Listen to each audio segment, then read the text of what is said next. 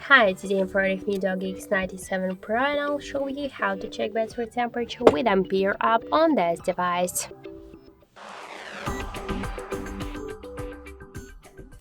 So let's first launch the Play Store application, and in the search bar we should enter the Ampere. So we should get this application now. That's why tap to install button and wait a couple of seconds.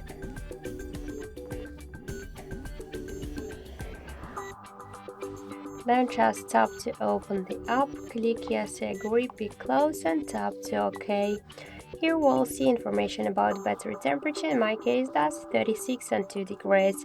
So also we got here more information like the battery health, capacity, voltage, Android version and more other info. So that's it, thank you for watching, and if you find this video helpful, leave thumbs up and subscribe our channel.